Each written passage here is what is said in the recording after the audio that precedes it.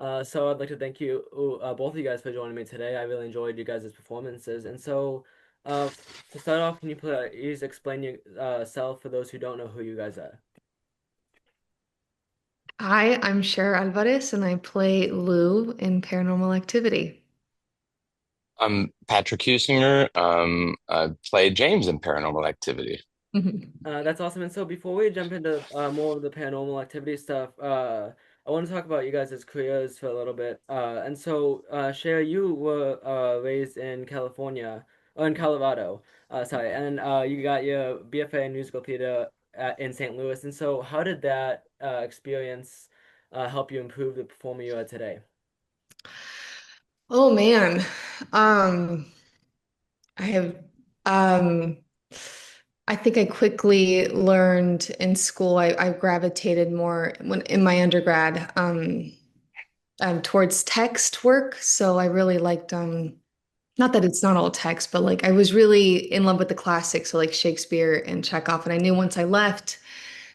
Graduated, I would want to better understand just the formation of thought. So I that took me to American Players Theater, where I worked with some of the best actors I've ever seen on stage. And yeah, and then I went to I was in Chicago for a bit. And I had really great experiences here. I learned a lot of what to do in the room and what not to do in the room. And the pandemic hit, and I decided that I would try to do TV and film and have my hand at that. And I love LA now. I really do. But it's really nice to get an opportunity to go back on stage. And because I really feel like this is where the meat of exploring the human condition can be found. So, yeah. Yeah, for sure. And so, Patrick, similarly, you were uh born in Florida, and so you also attended Juilliard. And so how did that experience help you become the performer you are today? I think that, that program it's a conservatory program. So you're with a company of actors, all 4 years basically. I took a year off. So I ended up with 2 years with one group of people and 2 years with another group. And they were all so talented. I mean, I think shooting into New York City coming from Florida, which is such a the most spread out city in the country, is Jacksonville in the contig contiguous in the continental United States. Um, and then, and then going to New York City, which is so population dense, that was a real shock for the little boy that I was at that time. Because I got there, I was 18 years old, and it was a real shock to my system. Um, but I think that the education is so structured. You're learning so many different types of things that you may never use, um, the things that you ultimately will too, but that just kind of help you explore and stretch your boundaries of what you think you're capable of at that time in your life. So I think that was really helpful. So that's what school did for me, and I think for most people. Yeah, for sure. And so, were there any moments in either of your guys' lives when you realized that performing is what you fully wanted to do, and how did you move on and continue that till today? I knew my junior year of high school, I was doing a play called Go Ask Alice, and I got to play a drug addict, and that was a lot of fun. And it really was. I just remember having a moment. It was the curtain call, and I just to see the effect and to see it be received, I was like, oh, this is actually really powerful. And I think from then on, I know from then on, I was like, I wonder if this is something that you can pursue and study. And I was very ignorant at the time. I still am to certain things, but like yeah, I think from then on, I was like, I'm gonna go for this. And I did. The I treats. love these. I love these questions because I get to. These are questions would love to know the answers to. Um, yes, the same thing for me. I was a junior in high school, and I did a play called Orphans, which coincidentally was done for the first time. It's a Lyle Kessler play that was first done at Steppenwolf here, I think in the '80s. And that was the first time where an audience came in and I learned that you can change people, that they can come in as one set of human beings and depart as a forever changed and adjusted. And I found that to be very affecting and important to me. And I think is the reason why I still do what I do. Yeah, that's amazing. And so, jumping into your current performances right now, you're currently playing in Paranormal Activity, which is starting at Chicago Shakespeare Theater and then going on tour. And so, were you guys already a fan of the films, or was this adaptation the first time you were introduced to the franchise? I had seen the films. Well, I no, not the film, the first one, years and years and years ago, and I'm not a fan of horror watching it, so I was like, nah, I'm good. But then reading the script, I was very moved by the story that it's centered around this couple and the love and their secrets, and but I haven't watched the movie, and I guess I watched it right before coming here, and I was like, I like this story more. I really do. Well, I think Jimmy's just more likable, honestly. No, not true. In my opinion, it is. But yeah, Um, go for it, uh, Pat. no, I had only seen no. I'd seen part three first. That was weirdly the first one that I watched, and I watched it right when I moved to Los Angeles. I didn't see them until they were like all out, and then I think I retroactively went back and tried to catch myself up on it. But I mean, I knew, in the first few pages that, oh, this is not the film at all. Like we're going to do something brand new here. Um, this is definitely theater specific. But the thing, we always say is that just like the films, it is about a couple. That's kind of the lingering piece. Although once upon a time, there did used to be cameras and things on stage that ultimately were thrown away because they just said, we just don't need this. It's Yeah. not helping the play anymore. Yeah, that's really cool. And so, all audition processes are different. And so, what were your guys' individual audition processes for this, since it's a US premiere, even though it performed in the UK last year?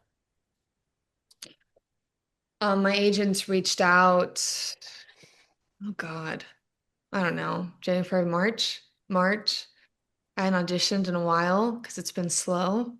So I took it upon myself to throw myself on tape. Didn't think much of it. And just like, I'm just gonna go for it. Then I got the call back. And then I was like, oh no. And then I actually like looked at the breakdown and I was like, I probably shouldn't even be admitting this, but yeah, I was like, oh wait, this is actually kind of cool. This could be, it's my first tour ever, so I'll take on a challenge anytime. And yeah, and then I had a meeting with Felix and Levi and the casting director out here at Chicago Shakes, Bob Mason, and I really enjoyed what they had to offer and talk about these things, everything that it centers around. And then I got the offer, and then I found out that Patrick was going to do it, and that felt like even more of a greater opportunity to say yes. We'd worked very briefly with each other last year, and I was a very big fan of his work. I still am. So it just felt like synchronistically it was it, yeah, it aligned. Patrick? Um, I actually, I did the UK production, so I sort of had a weird, I don't know, maybe we're just going to tell everything. I went to high school with Levi. So they were auditioning for this part and they were having trouble finding it, as I understand it. And they auditioned quite a bit. They had done readings of it out loud in the UK. They had gone quite far down the pathway, and they were still having trouble. It just kind of wasn't a right fit. And he told them I know an actor. He didn't tell them that, how well we knew each other, but just said I know this guy who I think might be right for it. And he called me. He's like, I'm doing this thing. I was like, yeah. He's like, will you read the script and just tell me what you think? And I read it. I canceled my day and I read it, and I was like, this is extraordinary. And then, um, he was like, great. If you would you be interested in doing it? If so, can you make an audition tape? But you got 48 hours. So I phoned a really talented actor. There's like actors that I asked to work with me all the time, and this one actor I've never asked her to work with me because she's like I think like too good to be like doing self tapes with kind of thing. And named Jessica Roth, who will be seeing our show in the opening in Los Angeles actually. And and she came over and we worked on it for about an hour and a half, and then I sent it in, and then it was a few weeks later, I guess they did another round of auditions over there, and then kind of everybody chimed in their opinions. And I had the same situation and had a meeting with the producer and Levi and Felix. And the next thing you know, I was on a plane to the UK. And then, so when it came to this round of it, and the offer came in for the tour, uh, very similarly, I heard I started hearing who the cast was, and I heard Cher was doing it. And Levi said he's like the two characters, four characters in the play. He's like two of them. He's like they're Chicago legends. It was like, and Lou is going to be Cher, and I was like, oh, Levi. My first response, I was like, she is really good. She is. I think you guys have made a really great choice, uh, and they weren't wrong. She is. I share the same feelings for Cher. She's just a really extraordinary and unique talent. We're all lucky. Yeah, for Yeah. sure. And so, what are you guys looking forward to the most as you head to your next stop and continue through touring through 2026? Mm, I'm so curious as to how we're gonna keep nuancing and mm, rediscovering the work and deepening this relationship that we share on stage that seems to be very palpable and real to a lot of people, at least the people that I've been in contact with who have seen the show. Um, yeah, it's a difficult, it's like a marathon. You're doing 8 shows a week, and mm. I mean, we hit Sunday this past Sunday. I slept 15 hours yesterday. 15 hours. I was like, I didn't realize how tired I was. Wow. Right, it's like the biggest form of discipline that I have ever fallen into. And I'm really Mm. grateful for that in my life. So I want to know what we keep, and we dance so beautifully together on stage. I feel with both Patrick and me, and I can't wait to continue to see like what else we find. There's moments where I've broken on stage and I feel like it works because it lives in the realm. Like, so yeah, I'm always excited as to like what's something new that's going to pop up and how can I receive that and play off of it and just keep the ball going. Gosh, you couldn't have. Oftentimes, Cher will answer before I do, and I don't have much else to say because I feel like she summed it up really well. But I'm, I think that I'm looking forward to it. I feel like Kate, Shannon, and Cher have are such good. They're arguably, not arguably, they are more experienced than I am on the stage. That's a fact. And it's been a really cool journey to to learn and adjust and to try to keep improving. Because I think at the end of the day, like all we want to be is better artists. We want to keep improving and what is that inner work as well as what is it the work at hand, as in this play. And I love what Cher said about continuing to nuance and find things. And I think even early in the run, I found myself um, not as available to some of that. And as like this past week was such a joy now that we're like deeper in the run, because I completely agree. I feel like I'm dancing more and we're dancing and really is just like a playing playing I would say playing jazz because it's the same score, right? It's the same charts every night, so to speak. But what are you going to do with them this time? And the band and how we're going to play together, each instrument really adjusts on what the other person is offering that day. So it's really, really cool. It's really interesting. I think we're really lucky to be in a play that allows for that kind of organism to keep growing and evolving. Yeah, for Mm. sure, that's amazing. And so, with this being a horror play, How do you feel each night when like an audience member reacts to a scare that you know is coming up, or like something Oof. when you know something's coming up, and how do you hide the fact that something is about to come up?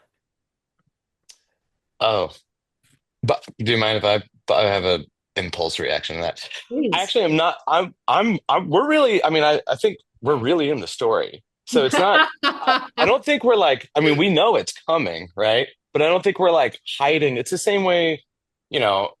We're not hiding that they're about to have a reaction because we're in the scene, you know? We're Yeah. really in, there's moments, the big moment in scene two, for instance, like obviously I know it's coming, but all I'm thinking about before it happens is how can I, how can I convince my wife that I love her and that I'm sorry right now? Because I really feel like I've misstepped and I've done her wrong. That's what that whole scene is building up toward. And that's all that's on my mind. And then this thing happens, and then we change gears. And it becomes about something else. So I think that's all I we have to do as actors is sort of is just a commitment to the moment and allow them to keep stacking upon each other. Mm. Yeah, for sure. And and Chris is such an amazing designer, and he's perfect for the show as well. I'm actually having Mhm. him on my podcast in November, so Oh, great. yeah. That's awesome. So I'm super excited for that one. Uh, Shay, did you have anything to add? Oh, fuck, sorry. Luckily, because Patrick has done this before, he gave me pointers as to when things were gonna land and when audiences were gonna respond. But I still find myself, and maybe this is just like the immature, playful side of me, like I have to really like breathe in deeply, especially at the top of Act Two and Scene Four. Especially when the audience gets so Oh, interactive and they're like, don't, I want to laugh. I do. It's taking everything in me not to laugh. And I'm just like, oh God, and I just start breathing really. So it becomes like more of a technical thing for me, but it is like the investment and the commitment to the story. But it is very hard for me. I want to laugh all the time. yeah, it is interesting, right? I have specifically so many moments in this play Yeah. where the audience is asking themselves, why? And Yeah. I really have to do a good job. I think because I hate watching movies where I'm like, why are you going? There's that great commercial. It's like I don't know, Prudential or something like that, or one of those uh, insurance commercials where it's a fake horror movie. And they're like, where do we go? They're like, Yeah. in that vaulted brick room, or do we go into the garage full of chainsaws? And they're like, let's go to the garage full of chainsaws. And I feel like it is a bit, there's a tightrope to walk to convince the audience of why this character needs to do that. So it doesn't feel like we're imbeciles. You know? Uh, but that's You're part of it. That's part of, motivated, damn it. well, he is. I think he's motivated because he needs to know. He needs to know what's on the other side. Um, but yeah, it is, it's hard. It's interesting. And that tension is so, oof, And Yeah. so so like electric. so for Patrick, you mentioned you were in the UK production. And so Mm. is there anything you missed in the UK production that's not in this production? Yes, the ending. Do you want me to talk to the ending being different? Or should I Uh, say, how do I do that? I wouldn't spoil the Chicago one. If you want to talk about Okay, I how won't spoil the the Chicago one. last year's I'll production, yeah. say so in the last production, I'm not going to tell you what happens in Chicago. So part of what was great about the Leeds production and what it was very useful for was to find out what worked and what didn't work. So ultimately, all the things that we have changed into this production are in the spirit of improving things, highlighting different plot points that were left out, making things make sense maybe earlier on in the play that have a lingering effect for later in the play. There's a lot of little bits of language that were added to help support plot and things like that. And one of the things that we discovered did not work was the ending. I'm not going to tell you what. It's hard, right? Because it's going to be a little bit of plot because I I describe I what can cut that happened. out, yeah. Okay, okay. Um, but there was an effect in the old one where someone was dragged up the stairs of the play, and there was a full mechanism designed. The whole staircase was designed to drag a person up a staircase and then throw them through the ceiling of the home. I mean, it was pretty wild. Yeah. That didn't work. We found out in preview number one. Then it got changed to a different way of ending uh, that. So that was probably the most massive change. And part of it was because it just didn't have the satisfying feel of building up and going towards something. And we really wanted to land, I think, in a place that felt exciting and shocking, Yeah. um, and made the audience, you know, in a probably in a commercial sense, even just sort of like satisfied, like, yeah, like that was cool, but also awful. Yeah, for sure. And so, how do you guys prepare yourself for a horror play and get into the story each night? Ooh, my access, I think, into a lot of things, but particularly with this kind of work is music. So I have like a whole playlist that I've created for Lou, and that always kind of helps me track. But also just like really knowing the script in and out, and checking in with my scene partner and being like, let's. Our director would always tell us like shoulders in. So we're not doing it's fun, right? And it's such a different energy having an audience, but I find it to be a very different performance and exploration when I'm actually doing it for my scene part Mm. as opposed to creating a reaction. And what's funny is you have a bigger reaction when you do it for each other and not for the audience. Yeah, I just kind of we get there early. I don't know, we just like vibe. We just like know what we gotta do and just like trust that it's gonna be fun and exhausting and like yeah, I don't know. I journal a lot. So I don't know. Yeah, Patrick. Yeah. Share your playlist. Share your playlist. I really want to know what's on it. Will you read some of it? I'm very curious. Or if Oh, that's maybe private, maybe private. No, of course. I mean, there's That's so much. fun. That's fun stuff. I love that. Now I that the ending love has changed, I'm sad that like I couldn't use that song, but I have like Daniel Caesar, Sam Smith, Alabama fun, Shakes, yeah, fun. that's awesome. yeah, Neil Young, Chet Baker, Born on Blondes, Casey Musgrave, Edna Oh, Swab, ABBA, Joni Mitchell. Fucking love Joni Mitchell. Um, yeah, yeah, yeah. That's cool. I'll share with you. Prep. Yeah, I like, I had this, my, right when I got out of college, I, not right when I got out of college, but 6 months after I graduated, I was very lucky and I got my first Broadway show. And I was a replacement in a production of Fiddler on the Roof. They were replacing a few of the leads, but while I was there in the overlap, Alfred Molina had been playing Tevye, and I, I was there learning and studying, and I unfortunately was never going to be on stage with him at the same time, but I got to like watch him and sort of be in rehearsals and be around and stuff.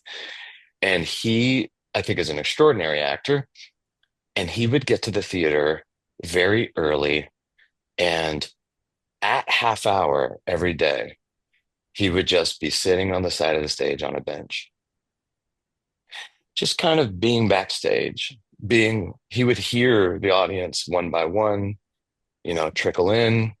Um, he would get into the headspace of the character. I don't know. I never asked him, like, hey, what are you doing? But I imagine he was prepping to go exist and live in that space.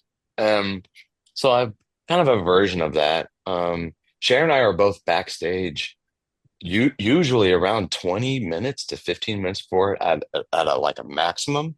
We're never we're never not backstage, and she's upstairs kind of, and she has a special area she hangs out upstairs, and I'm downstairs pacing as if I'm coming home from work every day and getting off the tube and kind of just grabbing for ourselves what we can in that headspace and making sure our bodies are alive and our blood is flowing and our brains are quiet.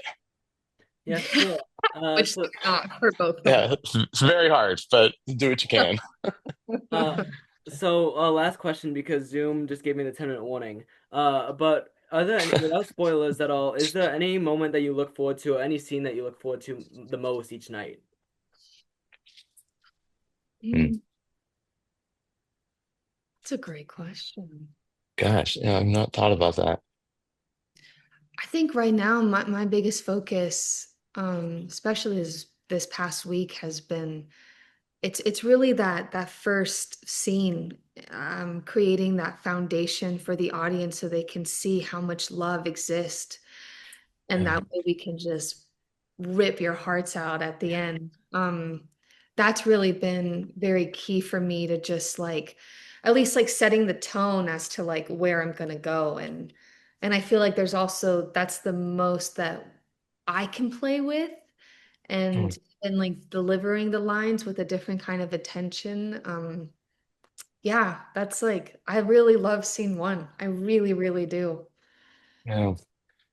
I couldn't agree more. Couldn't agree more. You know, scene one is about a third of the play.